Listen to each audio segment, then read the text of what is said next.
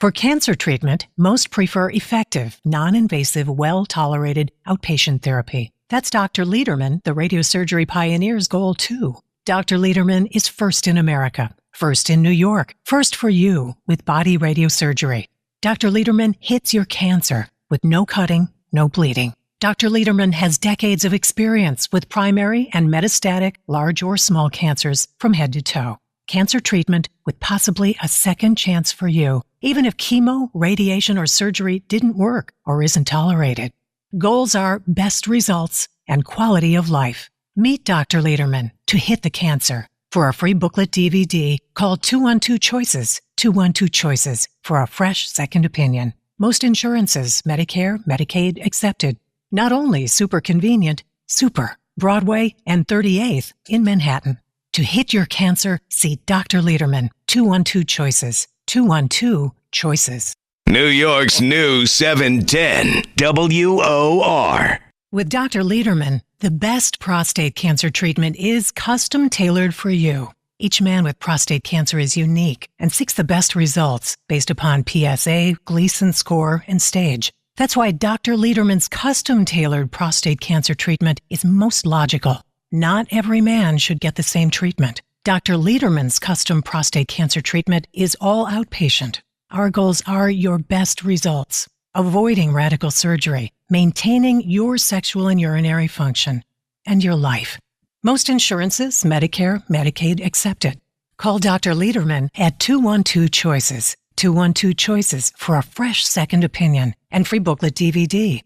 Not only super convenient, super. In Manhattan at 38th and Broadway. Custom tailored treatment to hit the cancer. Call Dr. Lederman, 212-CHOICES. Cherish your life. Custom prostate cancer treatment with Dr. Lederman. 212-CHOICES.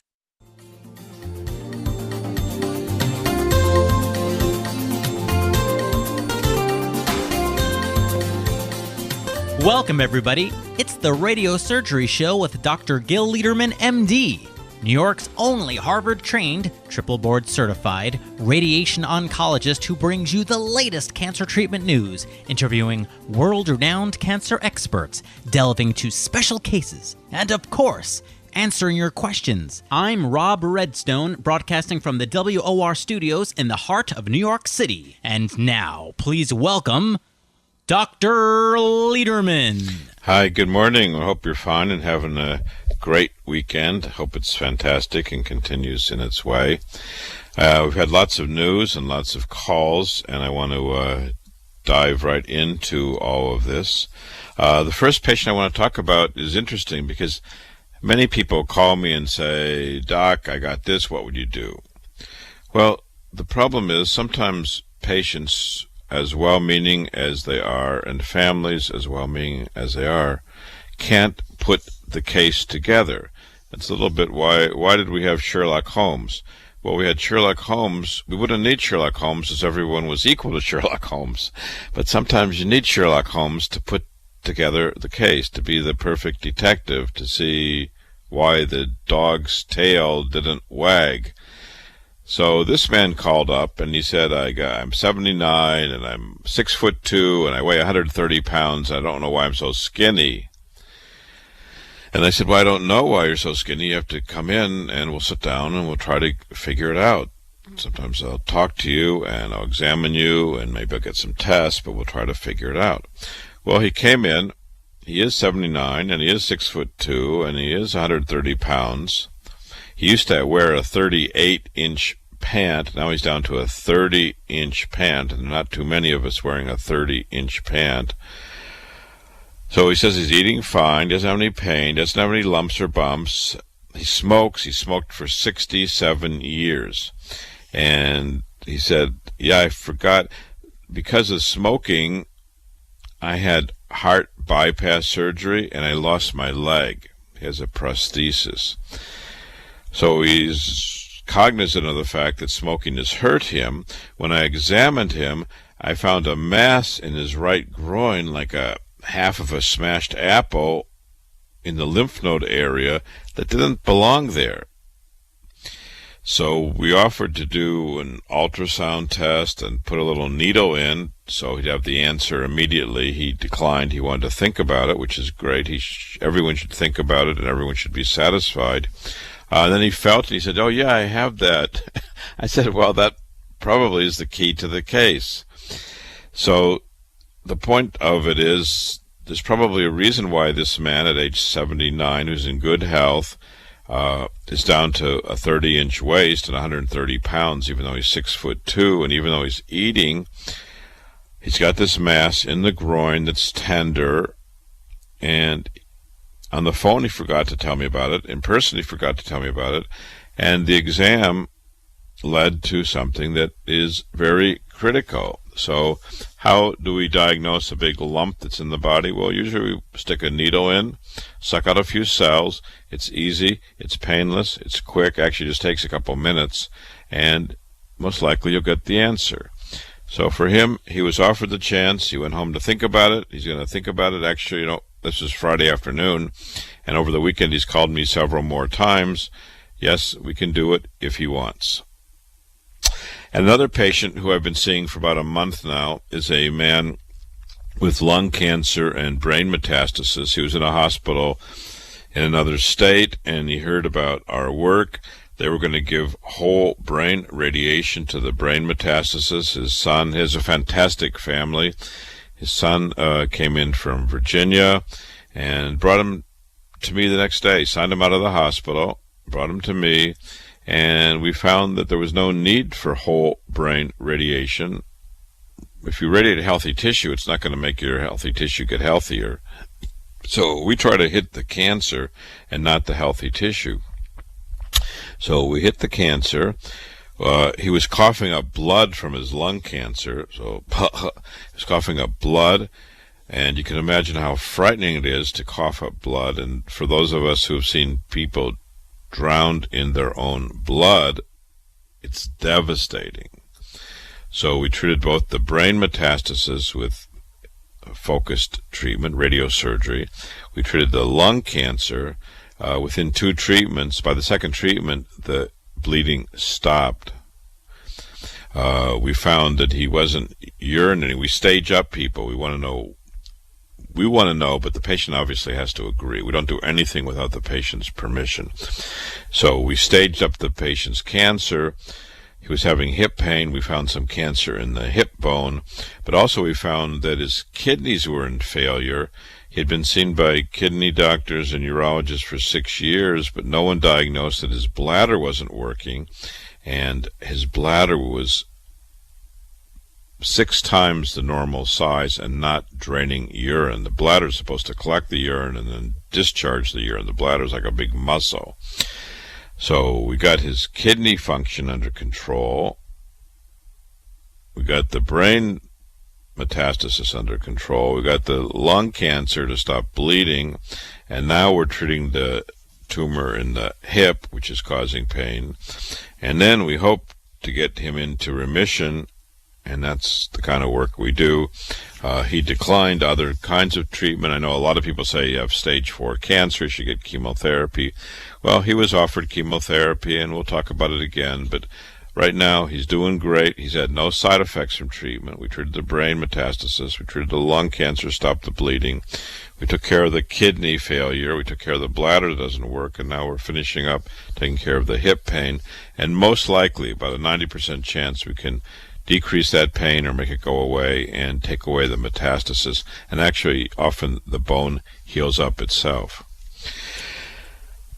There's a news article about the benefits of sigmoidoscopy. So I know a lot of you have heard about colonoscopy, and all of us should have colonoscopy to check for polyps in our colon, and we should. It will decrease your chance of having a colon cancer. So there's a new study out in the JAMA this week, and it was published from Scandinavia, and it looked at the effectiveness of sigmoidoscopy. So sigmoidoscopy is just looking up your bottom, not through the whole colon, but through the anus and the rectum and the sigmoid. And in Norway, there was an evaluation of 100,000 individuals, 50 to 64 years old, from Oslo. They were evaluated in 1999, 2000, 2001, and then followed up until 2011. And sigmoidoscopy reduced colorectal cancers by about 75%. So for those of you who maybe don't want to get a whole colonoscopy, want to do something less and still have most of the benefits, sigmoidoscopy will provide most of the benefits in reducing colon rectal cancers. Of course, I'm not diminishing colonoscopy. You should have colonoscopy. Studies have shown the benefit. This is a randomized study showing you can reduce colon cancer death of colon cancer by about 80% if you have sigmoidoscopy. And speaking of that, I had another patient, and I felt a little bit like Sherlock Holmes this week. A man came in from New Jersey. He's 84 years old. He's an Italian stallion. His family's from Italy, although he was born in America. And he's had multiple colonoscopies and multiple surgeries, and now he has cancer spread throughout the abdomen. How could it be? That was their question. They came to me for consultation. They've called a few times. I said, well, the best way is you come in, like I tell everybody, you come in, we spend time together, and we put on our Sherlock Holmes hat, and we get to the bottom of it. Well, it turned out this man had colonoscopy 2 years ago. He then had a resection of a polyp in February 2013, a year ago. Then he had another colonoscopy. Now he presented with an abdominal hernia. So where the incision was for that surgery, there was an outpocketing of tissue. The surgeon opened it up to try to correct it. The same surgeon did all this stuff, the colonoscopy, the surgery, and now hernia repair. He opened up the abdomen, and he found cancer pouring out of the incision. So how could it be for someone who had colonoscopy and surgery, he did exactly what his doctor said, now to have cancer pouring out of his abdomen? Well, I did what I do for everybody. We sat down, we examined the patient, we called up the pathologist, and in 2013, when he had the surgery to remove that polyp, there were 2 cancers found in the colon next to the polyp. Now, one was just under the polyp, and that was a small cancer. And then where the surgeon removed the colon, or part of the colon, where he cut, surgeon cut, and then put the colon back together again, the pathologist found a second cancer called a mucinous cancer that was very close or at the margin edge. Well, when cancer is at the margin, where the cuts, you don't know what's on the other side. So we had the pathologist on the line, and the patient and family were there, and the pathologist said there obviously had to be cancer, and he didn't know that the cancer had recurred. There obviously had to be cancer on the other side. There had to be residual cancer left in this patient. So why is a second opinion so important? Well, number one, if this family had a second opinion back then, we could have told them that there was cancer left behind, that the surgeon left cancer behind. When the surgeon leaves cancer behind, what does a cancer do? Cancer has one job in its life. That is, it's trying to grow and take your life. It wants your life. It wants your body. And why the cancer was allowed to be left behind with a positive margin, I do not know.